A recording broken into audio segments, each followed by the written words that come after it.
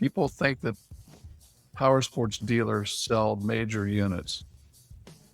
We don't. We build community. We sustain community. It is that community that writes all of our paychecks. Our job is cultural. It's church for a lot of people. It's fun and friendships and a new sense of identity. It's training new riders. It's all about community.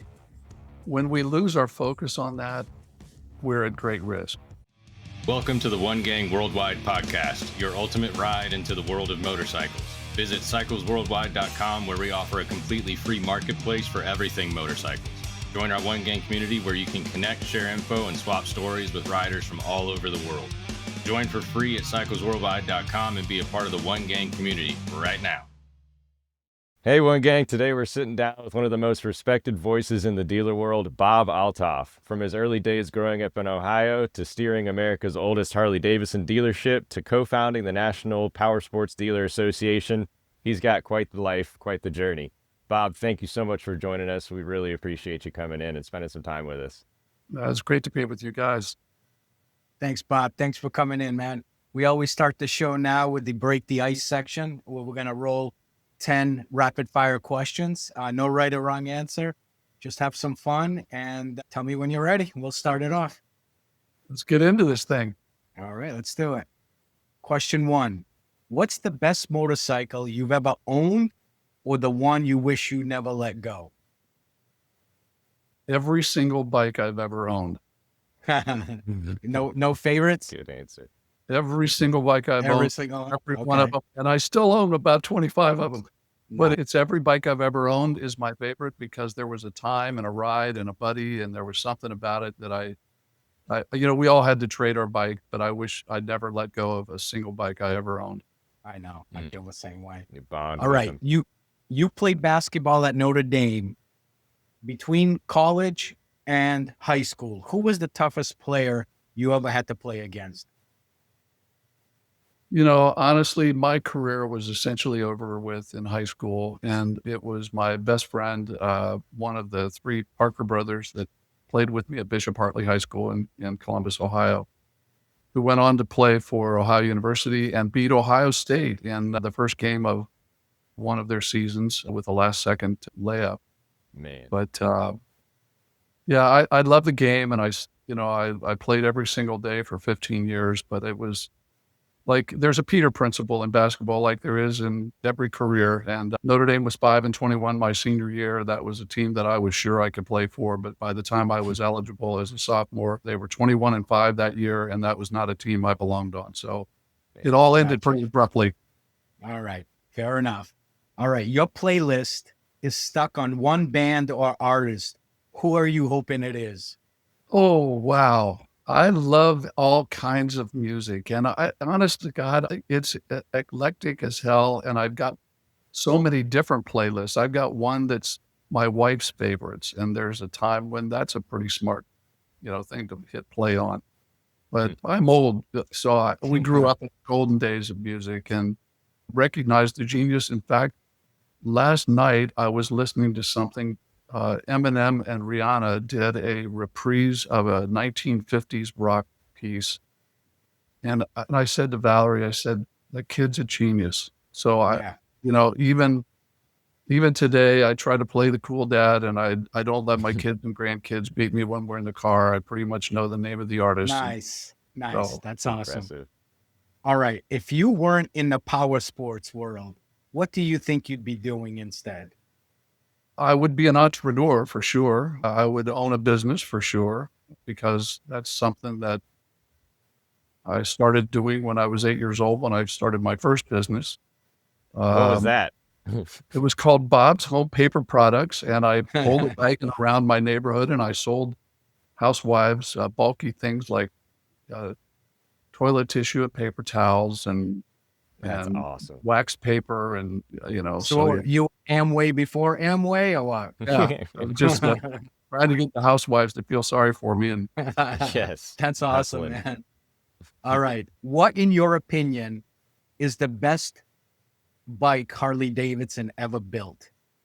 everybody asked me what my favorite model was, and it's certainly a Fat Boy, and I suppose that goes back to kind of Terminator days. But Mhm. once my wife got on a full dresser, it was pretty much game over. And so Are you more of a ultra guy or a road glide guy? ultra because I love to ride with my wife. And Gotcha. so, yeah, once, Gotcha. once she figured out that she could have lunch and then fall asleep back there and I would start to feel that heavy weight on my back, The that, nod. that Yeah, became I know. our paper fight. That's so funny. All right. Most underrated quality in a truly great manager. Humility. Nice.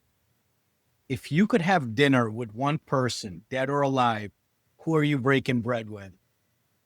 The greatest joy of what I've been able to do over the years is to be able to meet and get to know a lot of my boyhood heroes. And so, I live in Columbus, Ohio. The Hall of Fame, the American Motorcycle Association of Hall of Fame is there. It would be one of those 125 or so men and women who are now immortal and in that Hall of Fame. Great answer. All right. What's one dealership tradition that still makes you smile every time you see it? The endurance ride, which occurs on the Sunday before Thanksgiving every year. It's out of our dealership at Pharaoh. It was started by Lily Pharaoh, and it is rain or shine, and it gets pretty cold around Thanksgiving in Ohio. Sure. But we rode every year, and then we finished that ride with a full catered turkey dinner, which Killer. meant I got two full catered turkey dinners every year. Okay. One with my family on Thanksgiving and one with my brother. That's awesome. What's one thing people would be surprised to learn about you? That's really a tough question. Okay.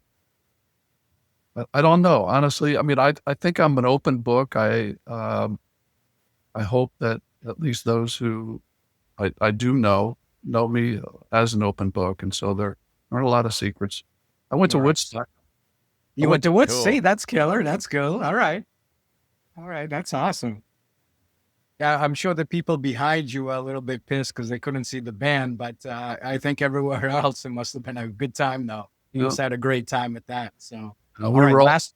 Oh, we were go all ahead. Go on the side of a hill watching those Huey helicopters come in overnight. ahead. Oh man, That's cool. awesome. All right, last one. Describe the future of power sports industry in 3 words. So bright that we all ought to have shades on. Great, man. Love it. All right, let's kick it off. Now we'll get into the fun stuff. Yep, Bob. We'll start with the early life and your early influences. Let's start at the beginning. Where did you grow up?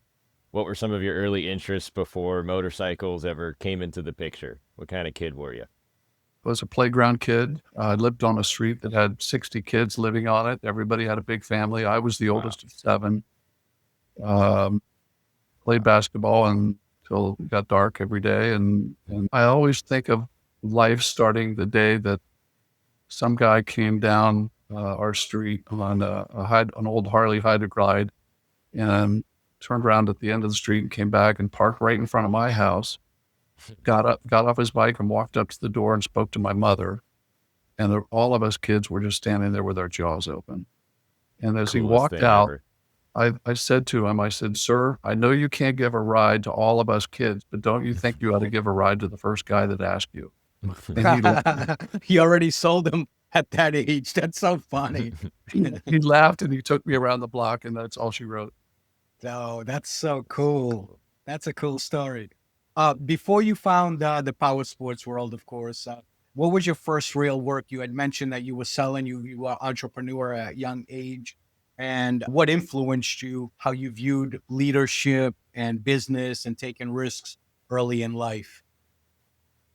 Well, I was blessed with a good education, and my undergraduate degree was in management and organizational theory, and so I've been a student of leadership all my life. I can honestly say I probably know less about it today than at any point in my life because I think it's an unknowable, unfathomable kind of skill. And my early life was work. I mean, my dad was a working guy, and we had 7 kids, and I worked all the way through high school and all the way through college, and I had a great work ethic.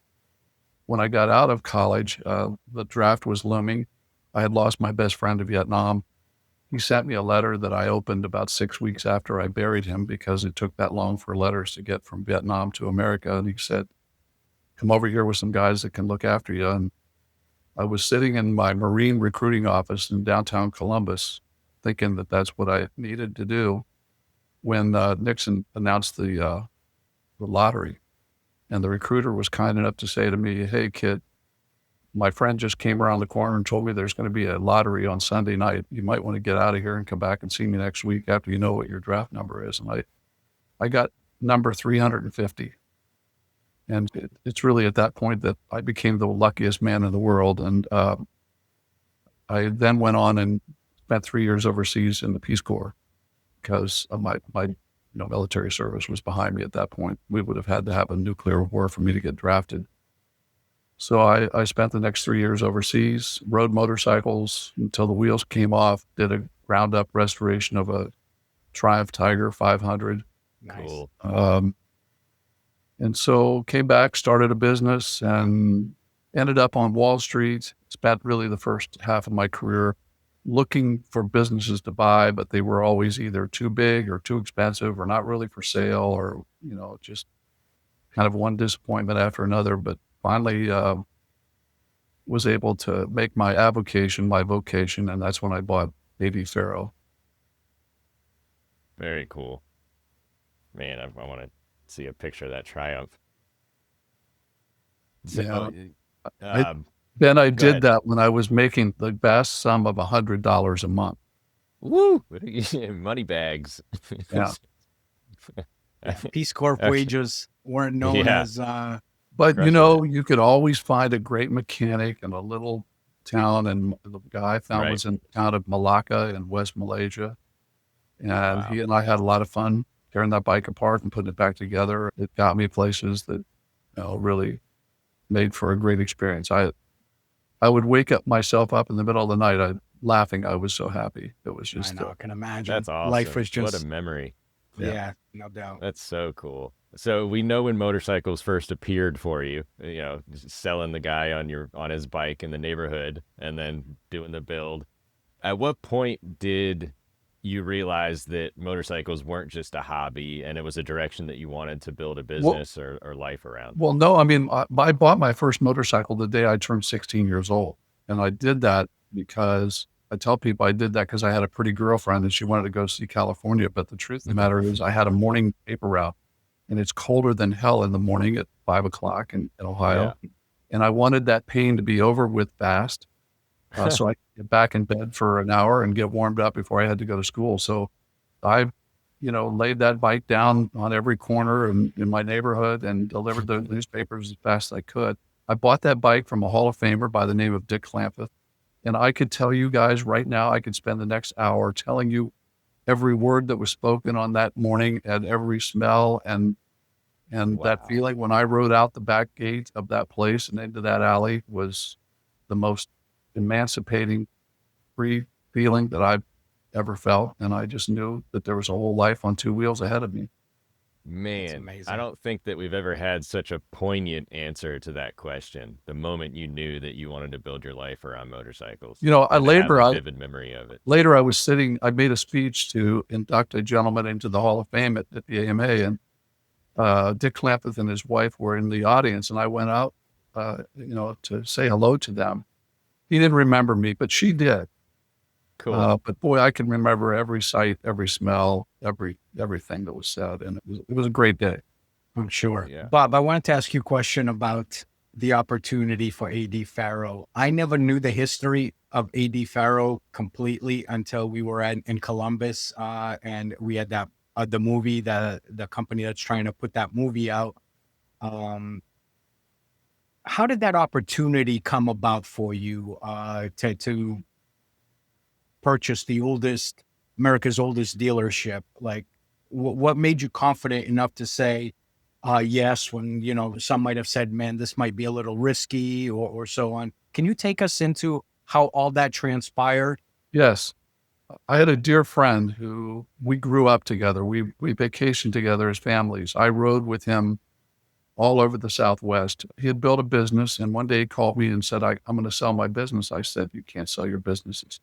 You're too young. And he said, no, I have to. And I said, why? And he said, well, they offered me money that's stupid. And I said, how much stupid money? And he told me, and I said, yeah, you have to sell it.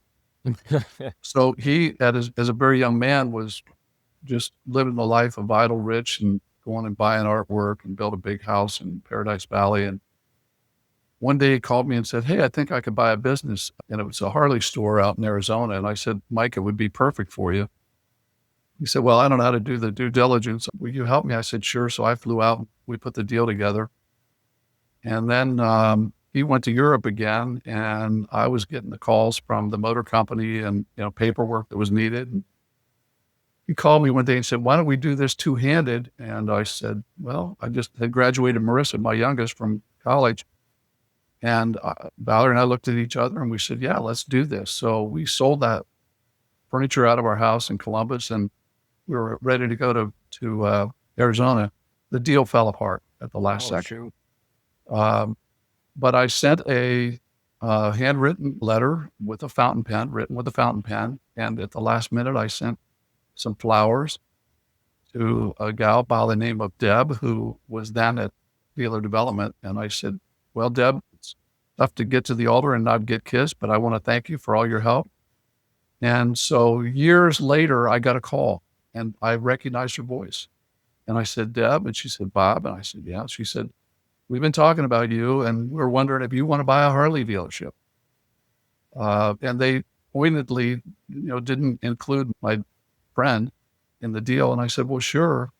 They showed me dealerships all over the country for the next couple of years. And some of them were not really for sale. Some of them were too big, too little, whatever. And then one day they called me about AD Farrow in my own hometown. And honestly, guys, from that moment forward, I was like a dog on a bone. Wow. I worked that deal for a year and a half. It was immediately post 9/11, 2001. And I got it bought. And was it risky? Hell yes, it was risky. But I sat my wife down and I said, honey, here's the risk. And what do you think? And she said, Bob, you've been looking for this opportunity your whole life. You have to do this. So I did. And thank God I did. Amazing. Yeah, that's crazy. Yeah. So once you stepped in, what were the biggest challenges and breakthroughs as you expanded and modernized the business and went through all those typical growing pains? Well, it's a 7-day business and I had a big agenda. I wanted to expand and I did. I built some pretty big stores and we grew. I mean, it was a day at a time, and it was a great motorcycle market that I had inherited. Mrs. Pharaoh had run that thing for most of 6 decades from the time she founded it. And I will characterize being a dealer as moments of abject horror because something went wrong that could take the whole thing and blow it up, and moments of abject joy. And every week included the high and the low. And I think more than anything, you just have to kind of have this dogged persistence to just get through. As an operator, a dealer operator, that's what we do. We operate over, under, around, and through every obstacle. And that's what I did for most of the next 2.5 decades. Did you feel any added pressure considering the legacy of the company? Being absolutely, I did. I was really faithful to the legacy, and I did everything I could, including the design of our logo, to speak to Mr. and Mrs. Pharaoh, who started the business in 1912 when he was 22 and she was 20 years old. And I absolutely felt that way. And I think to a certain extent, because I was true to that legacy, those guys that are doing the Iron Lily movie found me and through me heard her story and became enamored with it. And now, we're going to have a great feature-length motion picture, which I think it's going to be so amazing. Can't wait for that. Can't wait. Yeah. Well, Bob, everyone sees the massive dealerships, the packed events and the success stories, basically kind of like society's obsession with instant gratification these days. but take us behind the curtain. What do people don't see? What did it really take to keep it going? The sacrifices, the long nights, personal costs. Take us a little bit into that, because you went into something completely different than what your norm was prior. So you had to learn the industry. You had to do this. Can you take us a little bit into the unseen moments? Yeah, I mean, I'll tell you that it was all consuming. Luckily, my children were mostly grown, and my wife gave me the freedom to pursue this thing. But it was an all day sucker. I mean, even to the point where our oldest store was in a tough neighborhood, and it was a very historic place, but it was a tough neighborhood where gunshots rang out in the evening, and as we were locking up, and I can't tell you how many times in the middle of the night I had to go down and sit in front of a big broken plate glass window where we had been broken into, and I had to wait until they got there in the morning. So yeah, I mean, it was really a labor of love. I really feel like, because I was able to open a $10 million store prior to the break in the market in '08. A lot of guys lost their businesses when they had done that. We fortunately were able to steer through the horror of the break in the economy in '08. And so to a certain extent, I always felt like God put me on earth to be a motorcycle dealer, because keeping that legacy alive was so damn important to me. And I think to motorcycling. And I think when people see that movie, they'll understand why. Yeah, for sure. So the next question I was going to ask you is if there was ever a moment or maybe a few moments that it got so tough that you were tempted to walk away, and what kept you in it. Sounds like God inspired, God driven. So that makes sense. But were there moments where you felt like you were teetering or close and maybe needed to figure something else out? I'm sure we were teetering a lot. But we took a lot of swings at the bat. Some of them worked, some of them didn't. There was a lot of risk. I never felt like I was looking for an out. I just honestly felt like if I just went to work the next day, we'd figure something out. I had a great team of associates. But no, there was never a plan B, ever. I had found what I was meant to do. I can't say that I'd ever felt like there was even a thought about trying to do something else. That's awesome. You burned the boats. Yeah. Well, let's get into a little bit of the building, the culture and the community, which you are extremely well known for, because you've always emphasized community loyalty, from paying for customers' AMA memberships, hosting events, kept riders connected. What did those efforts teach you about building real relationships just beyond the sales? Well, people think that power sports dealers sell major units. We don't. We build community. We sustain community. It is that community that writes all of our paychecks. Our job is cultural. It's church for a lot of people. It's fun and friendships and a new sense of identity. It's training new riders. It's all about community. When we lose our focus on that, we're at great risk. And the brand that I represented for, decades, really, you can see taking your eye off of that ball has been not good for Harley. But it is the essence of the business. If you take care of your people, if you're growing that community, your business, will thrive. If you think that somehow there's some other focus, you're dead wrong. That is the beauty of what we get to do every day, is serve and build a community. And that's what's changed, I think. And hopefully with this new leadership, it comes back, because Harley completely lost that family atmosphere and became more of a car dealership setup. So, I don't think that's exactly right. I think you're right in the first part of your statement. Harley lost sight of that, but I don't think Harley dealers lost sight of that.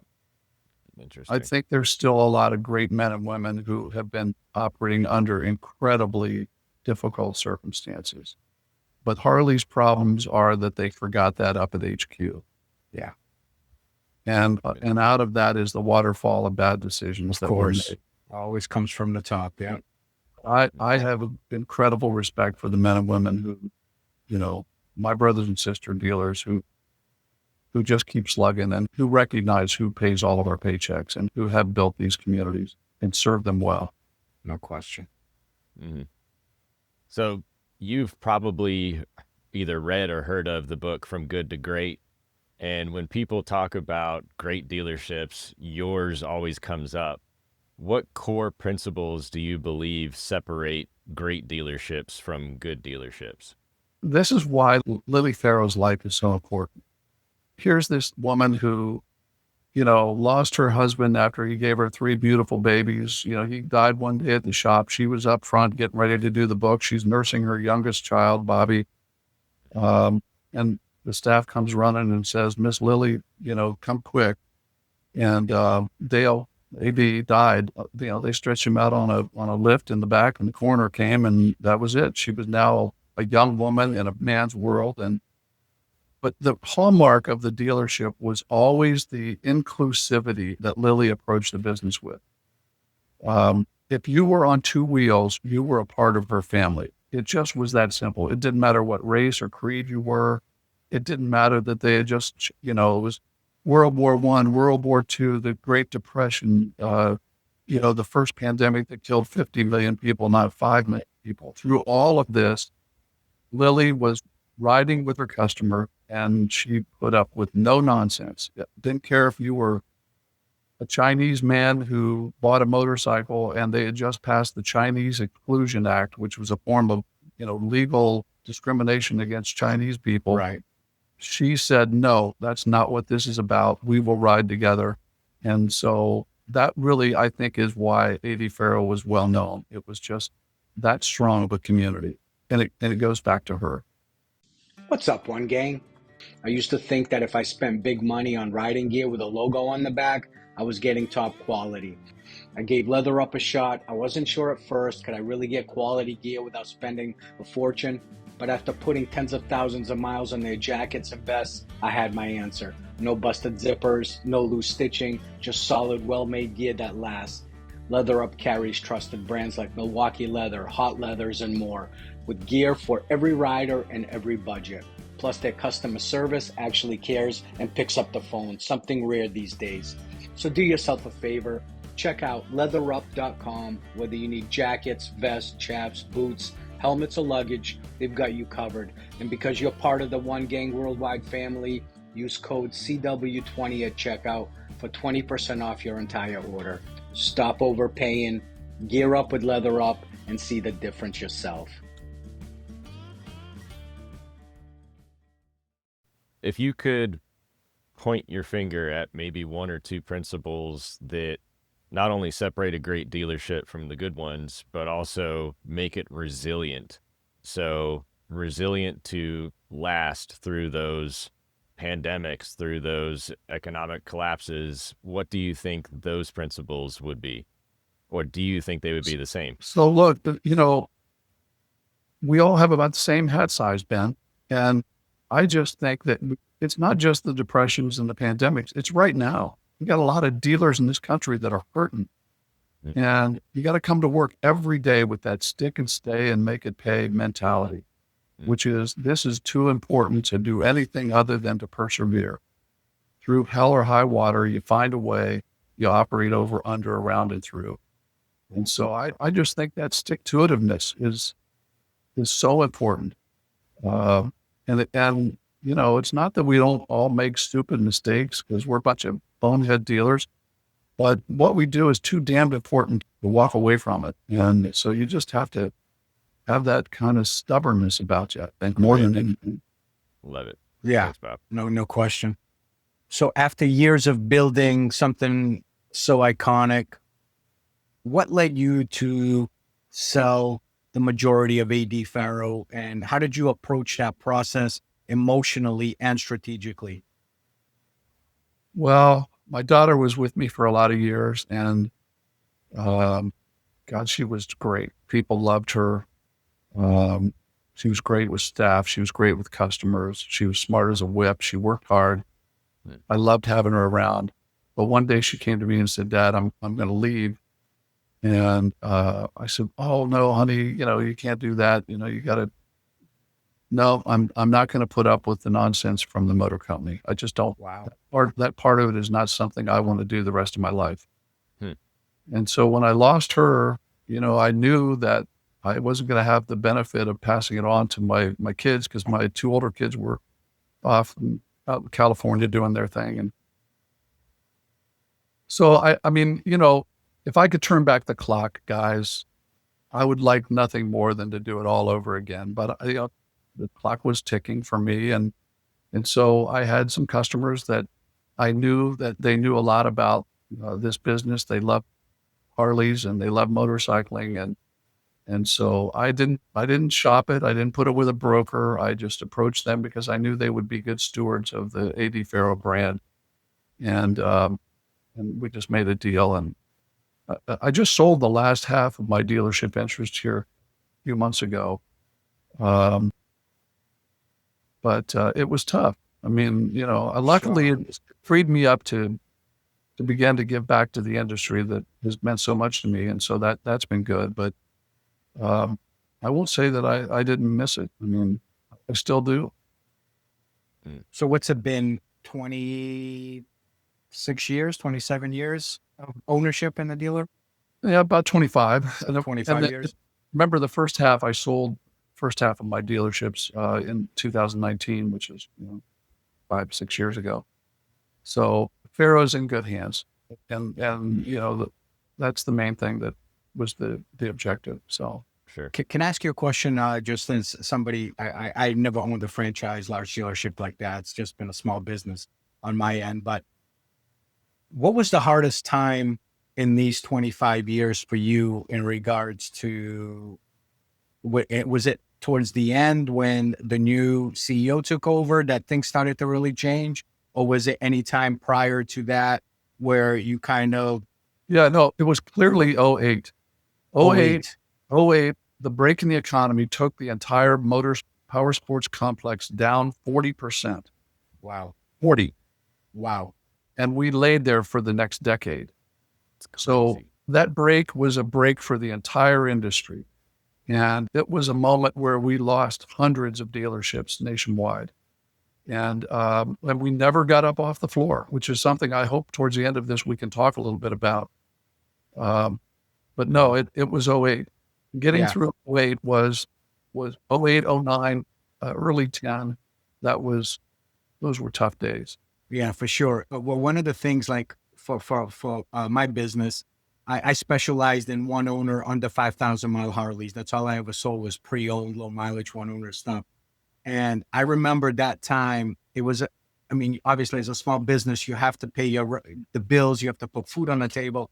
But I remember I was probably, for the next couple of years, I would say probably 35% of my business, I was shipping bikes overseas, Harleys overseas. And it was breaking my heart inside because I was pissed about the fact that, we're taking stuff off of the working class guys and gals who love this stuff, but now can't afford it because our economy's in the tank. And now all these great bikes are leaving our country, going to different countries. And yes, I was guilty of selling it, but I had to, like I said, I got to put food on the table and keep a roof over my family's head. But I remember those times where it was probably the first couple of years, like 08, 09, and even into a little bit of 10, where, I don't know, I was upset of what was going on and how things were being done to the working class people, not being able to buy them. And now they're going somewhere else. Yeah. So Bob, looking back at that chapter of your life where you started to sell parts of what you have put so much time, energy, passion into building, what did that chapter teach you about timing, growth, and letting go? And how do those lessons now carry into mentoring others and carry into what you're currently doing in your life?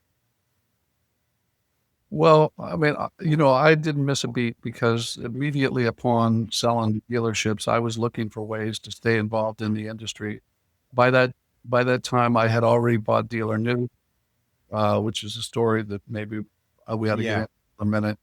But, it wasn't too long after that we founded the National Power Sports Dealer Association. And so I immediately, it's not like I quit working. I mean, I was working harder doing those things than I was doing what I was doing. So Really? I didn't feel like I missed a beat. It kept me in touch with a lot of dear friends and great associates. And so, yeah. Nice. Let's talk about the story of Dealer News, why you stepped up and decided to rescue it, get it back out there. Take us into that. So Advanced Star, which owned the IMS shows and owned Dealer News, sold itself to a company called UBM, a big, massive firm out of Great Britain, and for $975 million. Wow. And it was within a year that they announced that they were going to walk away from the IMS and walk away from Dealer News and shut it down. And I remember the gut punch, and I stewed about it for a day or two. And then I thought, I'm going to call New York. I got a hold of their investment bankers, and I said, do you guys know what you're doing? I mean, this is the glue that holds our industry together. Yeah, we know. I said, well, would you sell it? And they said, well, we don't know. We have to ask the guys in Great Britain. So they did. And about 3 or 4 days later, they came back and said, oh, the guys in Great Britain said you'd be perfect buyer. Well, hell, I didn't know anything about publishing, and I still don't. I knew Dealer News was important, and I knew Robin was a national treasure, an international treasure. And so I bought it, just simply because I was a dealer that read it cover to cover every month, looking for dealers large and small, in big cities and small, doing wonderful things for their customers. And I just cut and paste and stole those ideas wherever I could. And so I believe that, Dealer News had to survive, and it has, in Robin capable hands. That's kind of the story about how that happened. That's cool. Man. So you didn't only get into Dealer News, as you mentioned, you helped launch the NPDA. Well, that was some number of years later. I mean, Dealer News I purchased, 10 years ago, maybe. But the NPDA is just in its 4th year now. Think about this. The NADA, which serves auto dealers, the Marine was formed 70 plus years ago. The Marine and the RV dealer associations were formed 50 years ago. Here we are as a bunch of power sports dealers who hadn't figured out that we ought to have the same kind of support network in place as these other analogous organizations, have for decades. And so we're only putting this thing together post-pandemic. But it was during the pandemic that this came together. So our dealers have every bit the same need for advocacy and education and for procurement and all of the things that, these not-for-profit associations do on behalf of their member dealers. But we've just been, for whatever reason, way late to the party. So we consulted with those other organizations. They were very kind. Mike Stanton at the end, who runs the NADA, was on our early calls for months. Wow. Matt Groen helped Phil from the RV industry. They all kind of viewed us as their unlucky little brothers and said, hey, we'll help you guys and tell you what we did that worked and what didn't work and, what you shouldn't try. And so with their help, I think we've had a really fast start. But our ambition is boundless because we want to be everything that those other organizations are to their dealers. And, Rome just doesn't get built in a day. Yeah, sure. Well, since launching it, what do you think have been the biggest wins so far, as well as the biggest challenges, and how do you envision it and continuing to strengthen dealers in the future? Yeah, I mean, we've done every bit of work that we've done has been invaluable. The irony of it is that from day one, we were representing all of the 6,000 power sports dealers in North America, in the United States. And we did that, I think, sometimes behind the scenes, but it doesn't hurt when our main advocates in Washington, D.C., which are the AMA and the MIC, call us and say, hey, could you send us something on the National Power Sports Dealer Association letterhead that supports our efforts to fend off some threat to the industry? And we've done that. And it makes a lot of sense to legislators when we tell them that we have members now in more than 75% of the congressional districts in America. And we have businesses that are in touch with thousands of customers. And so they listen to us because we have much bigger footprint than even the manufacturers or the AMA has. So that's been very helpful, but I don't think most dealers maybe appreciate how much of that goes on in the background. Our Dealer Connect is growing. We grew 300% this year. It's awesome. And that will grow over the years. We're running as fast as we can. I think we've got, again, great models for what we need to do, but it takes, it takes a while. And That's really great that NADA was there helping you in the early days right out of the absolutely. gate. I love I that. mean, not just, but the aftermarket and the motorcycle complex was there. We had advisors who were not dealers who helped us be strong enough to put our reputations and our money on the table to start this thing. And so God bless them. I mean, it was again a very threatening time because we didn't know whether we were going to be deemed essential and be allowed to keep our doors open or whether we were going to get shut down for a couple of years with the pandemic. So I think that the future of the NPDA is inexorably, it will grow to be exactly what these other industries are, where we will have 90% penetration of all of the dealers in the country as members because they have, and they've proven themselves in service to their dealers, and they earn their patronage. And I think we will too, but it takes a minute. Do you have any more, it doesn't sound like you do, but if you had to guess or form a hypothesis, do you have any clue why it took 70 years longer to establish anything like the NPDA as opposed to the NADA? Just nobody did it. Nobody, like, especially with the boating and RV coming into play just 20 years after NADA. That's interesting to me that it took that long. Remember this, when we broke in 2008 and fell to the floor down 40% and laid there for a decade, the RV industry was going straight up. Why was that? Well, it was something called Go RV. And Go RV was mass media. It was nothing more than a formulaic 30 minutes. You can still watch it today. And you can watch 20 different episodes on a Saturday, and it shows every demographic slice of America enjoying that product. We as an industry have not been smart in the way we gather ourselves, the way we cooperate with one another, the way we come together around strategic plan to promote the sport, the industry, and we need to fix that. Bob, I wanted to ask you one question. You said that the ultimate vision for the NPDA is to have 90% of the dealerships out there.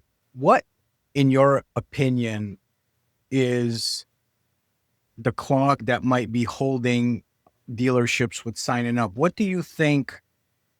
Basically, what I'm asking is, why aren't more dealerships coming in? What is the issue that they're having? Is it financial membership? Well, what can it be that they wouldn't want to strengthen their network?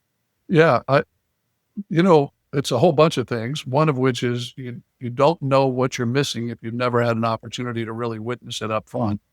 Two is, believe it or not, we have a hard time communicating with the men and women who are the dealer principals. I think Dealer News has the best mailing list in the business. But if you ask me the truth, how many of those emails are going directly to that man or woman who is the dealer principal, as opposed to sales at AD Farrow or info Right. Marketing. So, Yeah. No, it's hard. And so you have to start from ground zero and just, build that two-way communication, which really explains what the values are and why it's so important. It'll happen, but it takes a minute. I think the other thing is that our industry never really encouraged dealers to organize because there was a fear about what that meant. We are not there for anything other than to tear down silos in our industry and to grow this sport. Our mission statement says we want sustainably profitable dealers who are exceeding the expectation of an increasingly sophisticated and growing customer base. Right. That's a mouthful. We have to have growth. We have to tear these silos down. We have to communicate and cooperate with our OEs. And they're very suspicious of us for sometimes some good reasons. In time, we'll win that goodwill and we'll win the war of why aren't we all in the same room talking about the commonalities and the That's 95 right. of the things which we can all vehemently and violently agree on without focusing on those things that are always going to be, in some contention. Yeah. And as Robin says, we are stronger together, right? Bingo. Yeah, for sure. So you've seen this industry evolve through every phase. Where do you think we're heading next in terms of technology, customer behavior, and dealer opportunity? We're going to win that battle one customer at a time, one door swing at a time, one great experience at a time. But I think there's some things that are out there that really could add some rocket fuel to all of this. And I'll take you back to 1985 when Please. Don Brown and Don Emdy had the temerity, from Dealer News, had the temerity of calling an industry conference in Palm Springs one weekend and got everybody in a room and said, look, we got to figure this out. Out of that came something called Discover Today's Motorcycling. It was funded by the major OEs. Brown and Emdy were charged with going out and raising that money, $300,000 or $400,000 at the time, and they did it. And the growth that occurred in the industry for the ensuing 5 years was tremendous. We have Go RVing as a good model for what can happen if we had a well-crafted multimedia fund plan and a well-funded plan at that. And we have some ways that we could fund that with a very small, maybe $3, $4, $5 per capita voluntary assessment on new units that are wholesaled that would go into a fund that would begin to execute around, remember, you meet the nicest people on a Honda. Remember the impact of these things over history. We don't have to invent any wheels. We just need to get busy and do what worked in the industry in the past. That's right. I will tell you one thing. Maybe what we ought to do is just declare victory and go home. We could end the podcast right now. Remember about 7 or 8 years ago when Liberty Media paid, I think, $300,000 or $400,000 to Bernie Ecclestone to buy F1. We just now saw the 8-year renewal of Drive to Survive or Drive to whatever that television show is about F1. And look at what they've done with that sport. I mean, that thing is now, Wall Street says it's worth $20.5 billion. Well, guess what? About 3 weeks ago, Liberty Media paid Emilio and the Dorna guys to buy what? MotoGP. They paid $4 billion, not $400 million, to do what with it? They're going to do the exact same damn thing they did with F1. They're going to humanize it. They're going to go to mass media. They're going to tell stories. We're going to be watching this on television. They're going to just rewind the playbook. And so I really think that 3 or 4, it's going to take a few years for that to get wound up. But I really think that you're going to see in the hands of a media giant who understands the power of our sport and the attractiveness of all these great people and these great legends and this great history and this fast, shiny stuff that we enjoy, that they're going to do for our sport what they've done for F1. More importantly, we have stuff to sell to the masses. What my grandkids are crazy about F1, but what are they going to do? Sell them an F1 car? Right. You can't buy that stuff. That's right. But my God, we could sure sell them a PW50.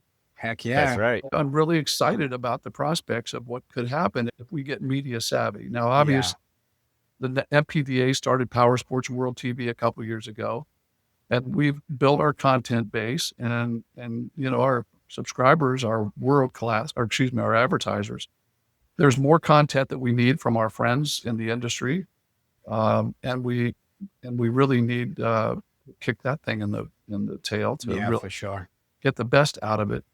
But the models are there, and again, there's nothing new under the sun. That's right. Mm-hmm. And a $630 million grossing Brad Pitt movie might help the absolutely might help the power sports industry. And what a great movie, right? Mm-hmm. It was. Yep. So now, what are you seeing and hearing? This is kind of a change of gears, but what are you seeing and hearing that seem to be the common things that affect power sports dealers, and how do we truly fix those things? I would suggest it might make some sense for the AMA, the MIC, the NPDA, the aftermarket. I think we probably ought to spend a weekend in a hotel room in Palm Springs somewhere. If nothing else, what we need to do is focus on our opportunities in a plan that we can all come together behind. But we also need to focus on some relationship building, because there'll be some kind of an exogenous threat that comes out of, outer space or left field. And at that moment in time, having those relationships between and amongst the major players is going to serve us well. I just really think that it's incumbent on the leadership of these various groups to put down the swords. Let's drop the silos. Let's remember that we've all got something common, and that is, That's right. we got to be ready for that 16-year-old me that walks into that dealership and puts their paper route money down and buys that first bike. That's what grows this sport, and we can do that. The inherent attractiveness, the ability to lead the richer and fuller life that all of us have led because of our involvement with power sports, is that we got to make sure that's out there for those next generations of kids to come and enjoy the same thing we have. Yeah, Right. great advice. Bob, you lived the risk and reward story better than most. What's one piece of advice you'd leave for the next generation of dealers and leaders in our industry? Our hallmark is our passion. I think our hallmark has been our quote unquote independence. And maybe that's what keeps us from being joiners and from maybe, putting the swords down and doing the coalition building that needs to be done. But in the end, you have to put a little something back in the bank. And I think the investments that we make in growing this sport are what will make what we love last. And that is something that has got to be seen as a responsibility of every single person who's in this industry. If you have valued this business, this lifestyle, this sport, this community, then you got to make sure that we are doing the things that make this industry strong. And frankly, I don't think we are doing those things right now. And we put this off at great risk. So the opportunity is there. I think that the path is there, but we need to get on with it, because in the end, right, I'm just a salesman. My dad was a salesman, and a damn good one. I just always viewed myself as a guy who took great pride in my ability to come alongside a customer and find out what their needs were and help them meet them. And so we got to sell this thing. I mean, we can't expect that somehow people are just going to find power sports and the mass distractions that are Facebook and Instagram and The whole social media world. all of the rest. So we either get in the game and go tell our story, which frankly is more compelling than what other industries have to offer. Yeah. And Good so, point. God, it'll be a lay down cinch once we finally gather ourselves and get out there and start selling this lifestyle. That's awesome. So beyond the dealer news and NPDA websites, where do you suggest people tune in to keep abreast of your story, but also have a good thumb on the industry?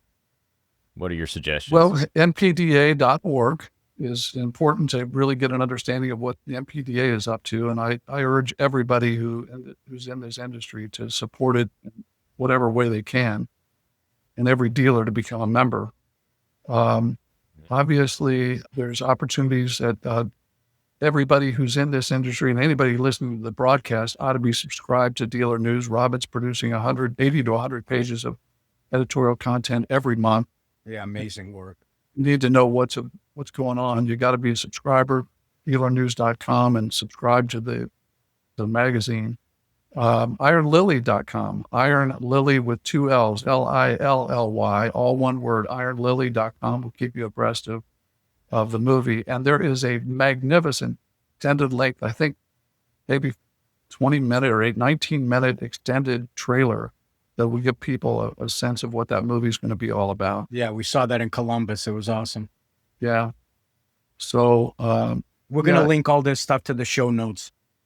Yeah. Yep. The rest of this stuff is stuff like attending AIM, being a lifetime member and having that AMA lifetime membership in your wallet so you can show that to a new young writer and say, hey, look, this is how we roll. The AMA is there to protect our rights. These are all things that are small things, but when you put them all together, they're so important. Yep. And thanks for asking, because I think those would be my recommendations. All right. That's awesome. Cool. Bob, you answered humility to one of the questions in the break the ice round, and it was what makes a truly great manager, dealer manager. And I think it's obvious that you've led by example throughout your career. You are such a down-to-earth, kind, humble man, and you have impacted the industry so significantly already. It's obvious, why guys like Robin would speak so highly of you. We are beyond appreciative for your time 100%. that you spent with us today. And we can't say thank you enough, not just for this, but for what you've done for the industry. Your legacy is a lasting one. And in 30, 40 years, people won't realize why some things are the way they are. And they just haven't heard the name Bob Althoff yet. So thank you so much for being with us today. Back at you guys for what you're doing to bring to life a lot of these great stories and these great folks in our industry. You got a lot of subject matter out there. Thank you for saying those things. They really mean a lot to me. And thank you guys for what you're doing. 100%, Bob. Thank you so much for taking the time. Pleasure. It's been fortunate enough to get to know you a little bit in Columbus and just to hear your story. Absolutely amazing. We wish you nothing but health, success, and keep fighting the fight. We all will. And any way we can get this news and information out to others to inspire the next generation, I think we're doing what we need to do. Thanks again, guys. Thank you, Take care, Bob. buddy. Have a Thank great you day. so much.